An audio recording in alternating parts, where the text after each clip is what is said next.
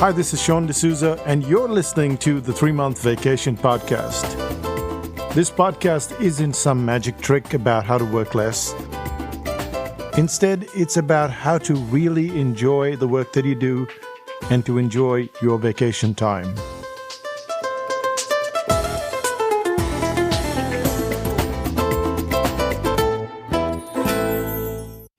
Hello, it's me, Sean, and you're listening to the 3-Month Vacation.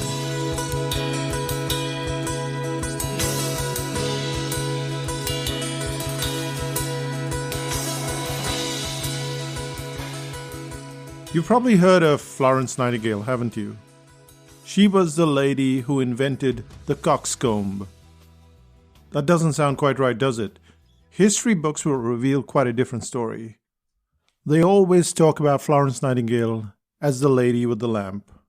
They talk about the Crimean War, how she tended to soldiers that were injured in battle, and when she was in Constantinople, she'd make her rounds, she'd check up on the wounded at night, and this is why she got that moniker, the lady with the lamp.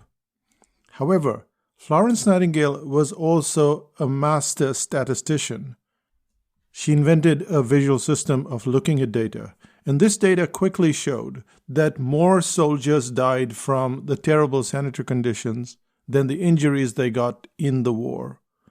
To demonstrate this fact, she created this visual system, which was later known as the coxcomb. Instead of focusing on every possible reason why soldiers die in battle, the data on the coxcomb underlined that with better sanitary conditions, more soldiers' lives could be saved. The death rate dropped from 40% to 2%. Nightingale and her army of nurses created this dramatic change because they sidestepped the noise and they focused single-handedly on one point.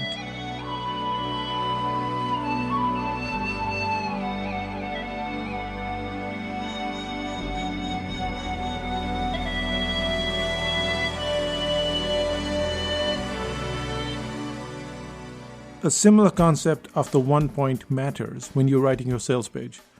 To get your audience to see you in a precise manner, you have to drown out that noise and focus on a single fact. And this single fact has to be in the first few paragraphs. But we're not sure. We're not sure how to go about fixing the first few paragraphs of the sales page. We're not even sure what that single fact needs to be, which is why we have this podcast. We're going to cover 3 things today. We're going to take a few examples, both good and bad. And that's how we're going to figure out how to get the client's attention and how to do so in the first few paragraphs. As always, 3 things. The first is the analysis of the Brain Audit sales page. Then we'll take an analysis of the Brain Audit video series, which is in direct competition to the Brain Audit page itself. And finally, an analysis of a client sales page. Let's start out with the first one, which is an analysis of the Brain Audit sales page.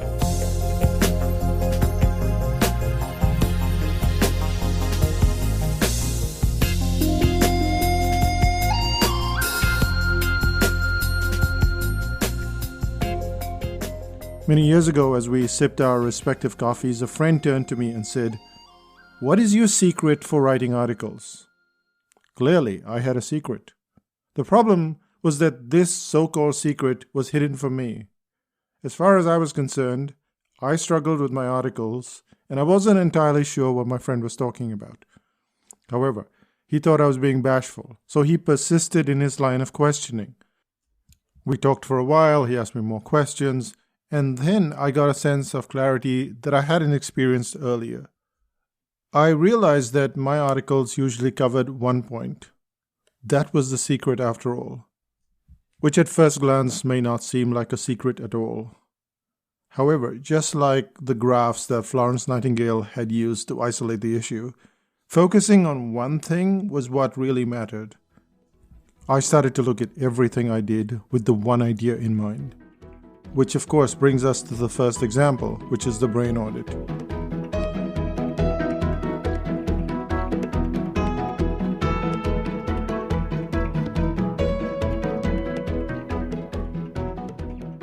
So bing bong, we're on the Brain Audit sales page. That's where we are right now.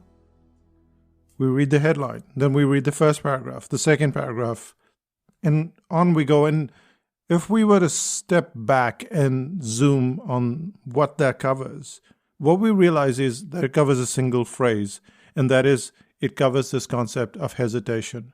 And how do we know that? Because the headline talks about what happens when a client backs away the last minute.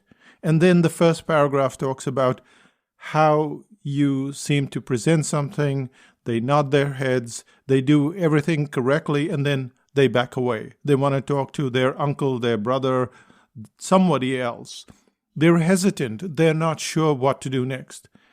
And as you go through the rest of the sales page, and we're still in the first few paragraphs, in comes the 7 red bags principle, which is to say that you put 7 red bags on the flight, and then you get off at the other side, and you get 1, 2, 3, 4, 5, 6, and the 7th doesn't come off. And what do? You don't leave the airport. So what we have here is an analogy for hesitation, and a memorable one.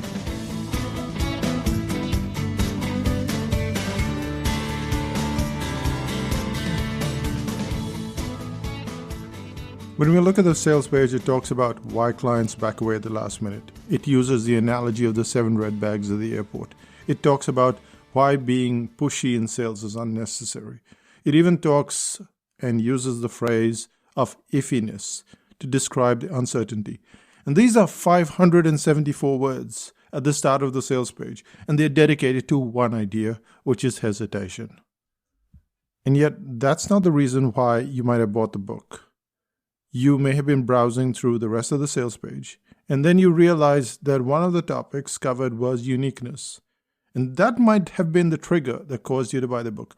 Or on the other hand, the reason for your purchase might have been that you read about testimonials, you were interested in testimonials, and that prompted your buying decision. The reality of the sales page is that those paragraphs, the headline, the first few paragraphs, they're not the reason that you buy anything. They're not the reason that you would buy the Brain Audit. But that headline and those first few paragraphs, they're the reason why you are still on that page, why you are still reading that page. So it's the doorway. And in a funny way, the opening section of the Brain Audit sales page achieved what my friend considered to be my secret. And that is a single point. It stayed on a single point, a single problem. And the problem, as we know now, boils down to a single term, which is hesitation. And once that solitary term was in place, all of the words were built around that one idea. All of that headline, the first paragraph, the second paragraph. And then as we move from the problem to the solution, we're still on that one point, just the hesitation factor.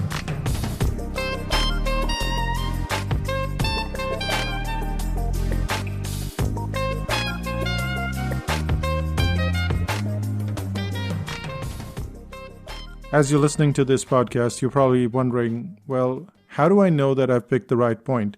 Sure, it's fine. The hesitation thing works for the Brain Audit, but how do I know that I'm going to pick the right point and stay with that point? And we'll get to that shortly.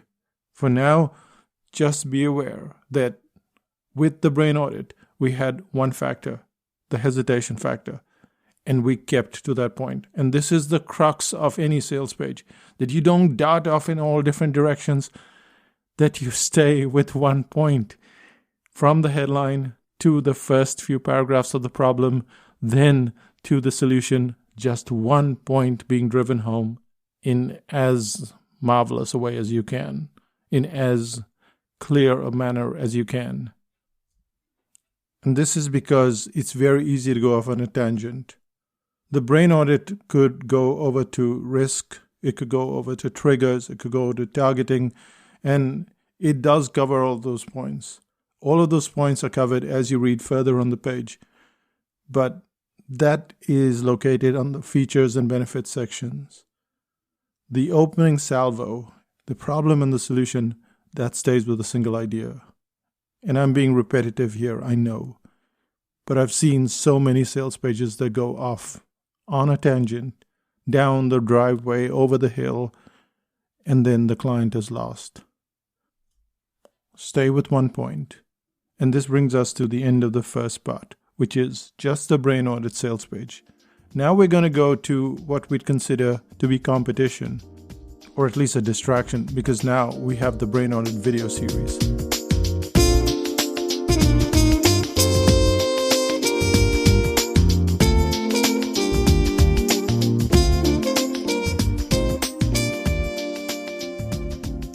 It was all very fine when we were covering just the Brain Audit as an ebook. But what if we have something like this video series? It's a whole new series. It covers the same red bags of the Brain Audit. Do you now dump that winning hesitancy topic? Or should you bring up the hesitancy topic again in the video series? It seems to be a difficult choice, and yet it's not. The one idea comes to our rescue yet again. Do you know that at Psychotactics we treat our information like software? It means that just like software, there's an upgrade from time to time. Hence, a product like the Brain Audit has been through version 1.0 and 2.0 and finally seemed to spend an enormous amount of time at 3.2. Would 4.0 be released? That is the question that we get from time to time from our clients, which is why we created the video series of the Brain Audit. The goal was to look at each of the 7 red bags and see what we had learned over the years and how it could be improved. When we did this upgrade, it brought up a problem of its own. How do you sell something that covers seemingly the same ground as the previous version, and yet it's a different product? It was a problem that we never faced before.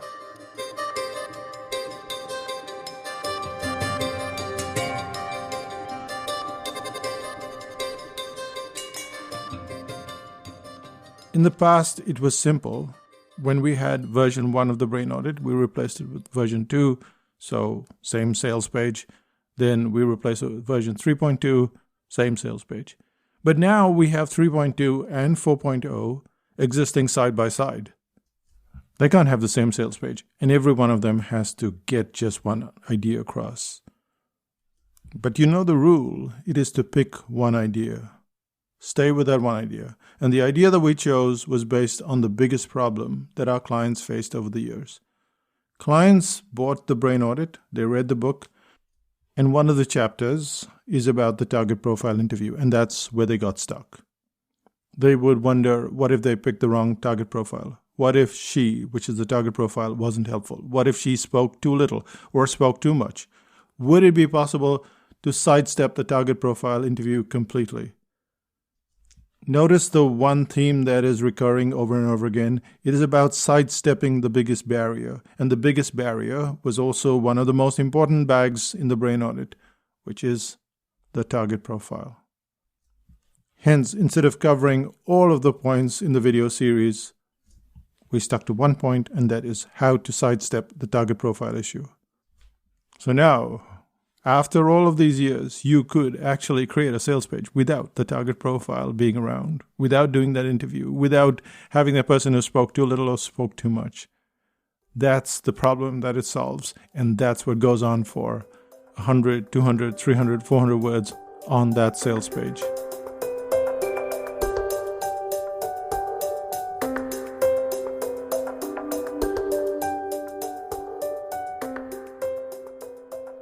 And this is the lesson that you've got to take when you're creating your sales page. We have to have an intense amount of focus so that when clients come through that doorway, they have to be thinking of just one thing. So you have to ask yourself, what is the one term or idea that describes your sales page?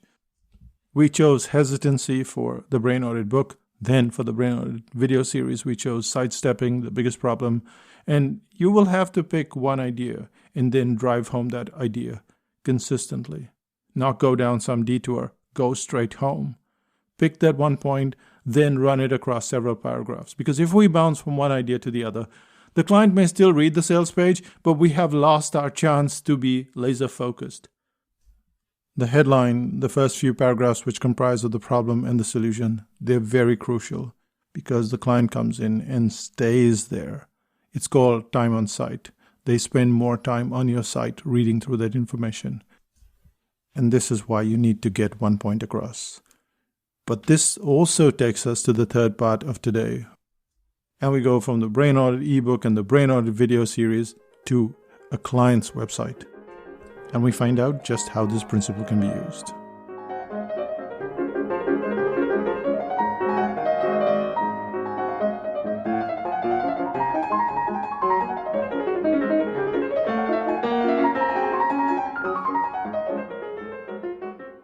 Let's say you're a piano teacher and you want to release a home study course. Alexander Fail is a client of ours. He lives in Germany. He conducts piano classes. He teaches adults how to play the piano. When he looks around, everybody's launching some sort of home study product, and he decides, okay, let me do my first one. Let me launch my home study course as well. A launch is an event, and you have to have a run-up time to it, and he left it until too late. The launch of the course was within a few weeks, and he was unsure, quite a bit unsure, whether his sales page was getting a message across. When the prospects looked at his first home study product, would they just look or would they buy it? The goal, of course, isn't to get to the buying stage. We tend to believe that a sales page is meant to persuade the client to buy a product or service. And this supposition is true, but only partly correct. The first few paragraphs have a completely different purpose, and their job is to get the client's attention and keep that attention over the next 300, 400, maybe 542 words. The conversion part that we're so focused on is a combination of the various factors on the sales page. So on a sales page, you have features, benefits, bullets, graphics, captions, pricing. You have so many other elements, and they play equally important roles. But we can't focus on conversion when we're still looking at attraction, and that's the first part of the sales page. And Alexander had the same problem that all of us have, which is once we have a product, once we have a service, it has many features. It solves many problems. It has many solutions. How do you know which one to pick? In Alexander's case, he had pulse and double pulse and rhythm and a whole bunch of other stuff.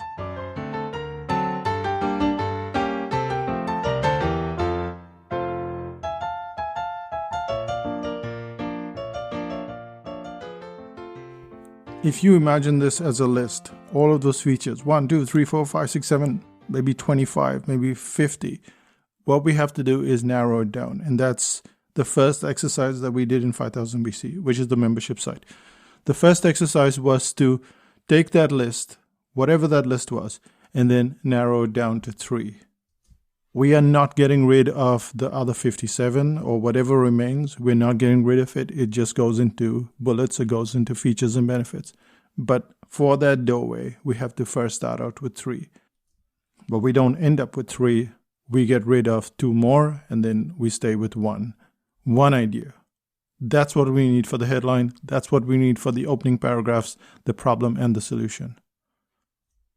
And this is what Alexander's page sounded like when he was finished with dropping all those 57 and then bringing it down to 3 and then getting it down to 1.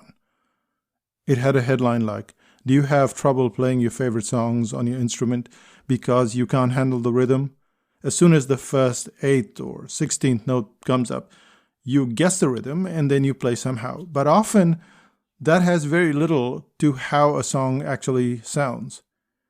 Maybe you try to tap with your foot, but after a few notes, your foot just taps something that's not right. You can either tap correctly or concentrate on the notes, but you can't do both together. And so it goes on and on. What is it talking about? It just talks about rhythm, and then it goes on to rhythm and rhythm. It starts off with a headline that talks about rhythm.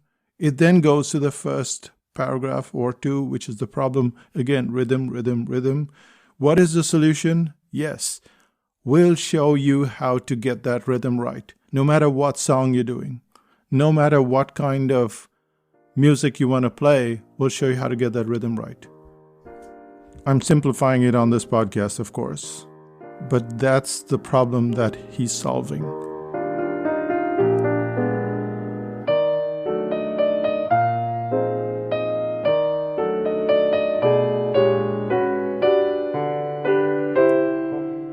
But we still have a problem.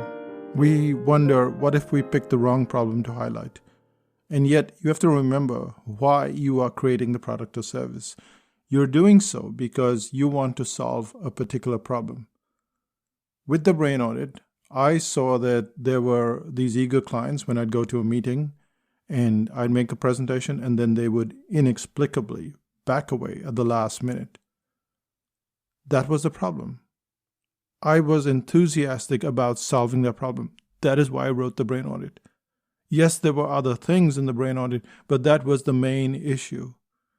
When I did the brain audit series, the thing I was most enthusiastic about solving was, how do I get clients past this barrier where they get stuck because of the target profile interview and then they don't go further? So what we're looking at here is a factor of, why did I do this in the first place? What is the enthusiasm for starting up this service? What is the reason why I invented this product? Surely these products already exist. Surely these services already exist. What is the reason for me to do this? This is the thing that I am the most enthusiastic about.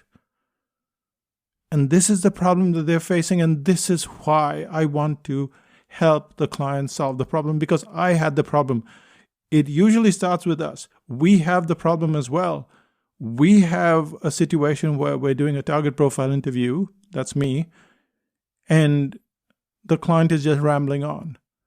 Wouldn't it be so much nicer to not have to do the target profile interview first, to get that sales page up, and then do a target profile interview? So all of these issues that we're talking about, well, we're enthusiastic about something, and that is the reason why we invent something. That's why we create something. That is the problem you're trying to solve. And that is what goes onto the sales page. That becomes the doorway. That becomes the one point that you're hammering over and over for those 100, 200, 300, 500 words, as the case may be. The world doesn't need one more karate class, one more email marketing service. It doesn't need one more thing, but you still invented it, you still created it, and there's a reason why.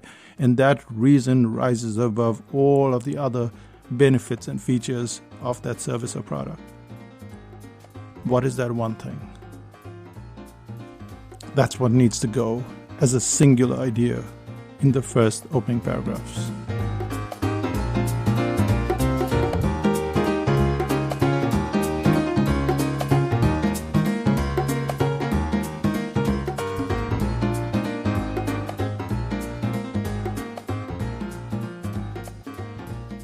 Writing a sales page is a lot of hard work.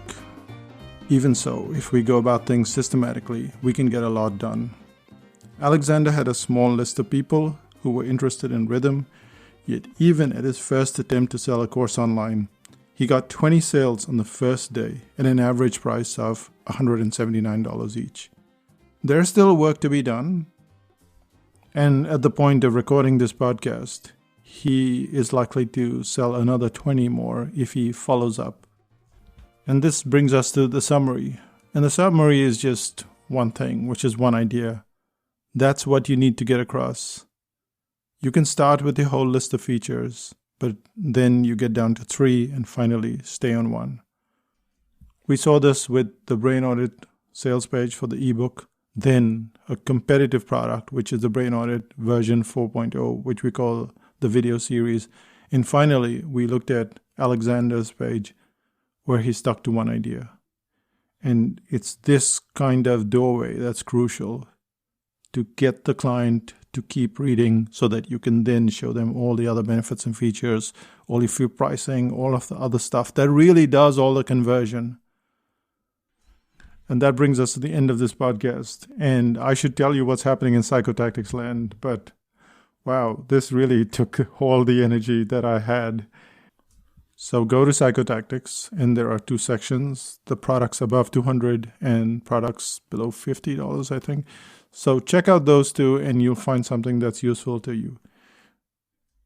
If you were wondering where we solved this problem for Alexander, it was in 5000 BC, which is our membership site. And this is how you can solve several problems, ask questions, get an entire sales page approved this way without paying mega bucks.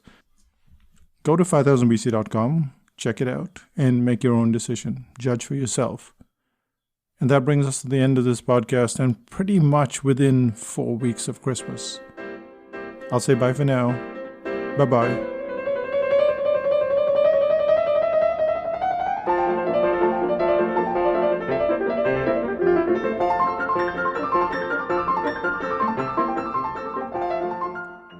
Still listening?